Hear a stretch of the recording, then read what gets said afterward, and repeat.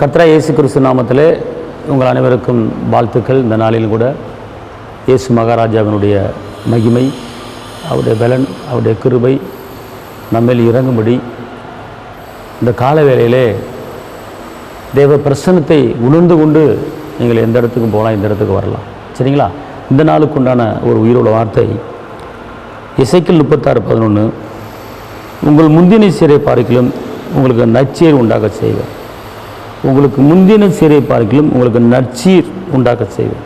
அதாவது இன்றைக்கி முந்தின ஆசீர்வாதத்தை காட்டிலும் பிந்தின ஆசீர்வாதத்தை உங்களுக்கு உண்டாக்க செய்வேன். ஒருவேளை முதல்ல நீங்கள் ஒரு கொஞ்சம் ஆசீர்வாதத்தில் இருந்திருக்கலாம், கொஞ்சம் பலத்தில் இருந்திருக்கலாம், கொஞ்சம் சமானத்தில் இருந்திருக்கலாம்.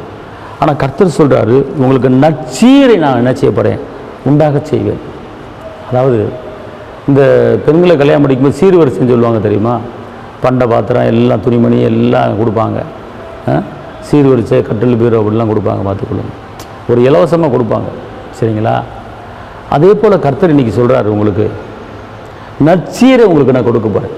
அப்புறம் என்ன அர்த்தம்னு கேட்டிங்கன்னா, இந்த நற்சீரில் என்ன அடங்கியிருக்கு கேட்டிங்கன்னா, இடமும் அடங்கியிருக்கு, வீடும் அடங்கியிருக்கு. ஒரு சில இடங்களில் பார்த்தா பொண்ணுக்கு நான் ஒரு கார் வாங்கி கொடுத்துட்றேன் அப்படின்வாங்க, பொண்ணுக்கு நான் அதை வாங்கி கொடுத்துறேன், இதை வாங்கி கொடுத்துறேன் பண்ணுவாங்க. ஆனால் இன்றைக்கி நீங்கள் வீடு இல்லாமல் இருக்கலாம், இடம் இல்லாமல் இருக்கலாம். கர்த்தர் உங்களுக்கு ஒரு இடத்தையும் வீட்டையும் வாங்கி கொடுக்கும்படி ஒரு சூழ்நிலை உருவாக்க போகிறார். கீழ் வீட்டில் இருக்கிறவங்க மேல் வீடை கட்ட போகிறீங்க. அதுதான் கர்த்தர் சொல்கிறாரு, நற்சீரை நான் உண்டாக்குவேன். அதனால் நீங்கள் நான் வெறுமையாக்கப்பட்டிருக்கிறேன், தள்ளப்பட்டிருக்கிறேன், ஒதுக்கப்பட்டிருக்கேன், ஒன்றும் இல்லை அப்படி நீங்கள் சொல்லலாம். அன்பார்ந்தவர்களே, ஒருவேளை நீங்கள் ஒரு பலவீனத்தில் இருக்கலாம், ஒரு முழுமையான ஒரு சுகம் இல்லாமல், முழுமையான பலன் இல்லாமல், முழுமையான உற்சாகம் இல்லாமல், முழுமையான விடுதலை இல்லாமல், முழுமையான சந்தோஷம் இல்லாமல் நீங்கள் இருக்கலாம். ஆனால் கர்த்தர் சொல்கிறாரு, உங்களுக்கு முழுமையான சந்தோஷத்தையும், முழுமையான சுகத்தையும், முழுமையான விடுதலையும் உங்களுக்கு கொடுத்து நான் உயர்த்த போகிறேன் இருக்கிறேன். அதான் நற்சீர். நல்ல காரியங்கள், நன்மையான காரியங்கள் உனக்கு நான் கொடுக்க போகிறேன், உண்டாக்க போகிறேங்கிறார். இந்த வசனம் என்ன சொல்லுதுன்னா, நற்சீரை உண்டாக்க செய்வேன், நற்சீரை உண்டாக்க செய்வேன்.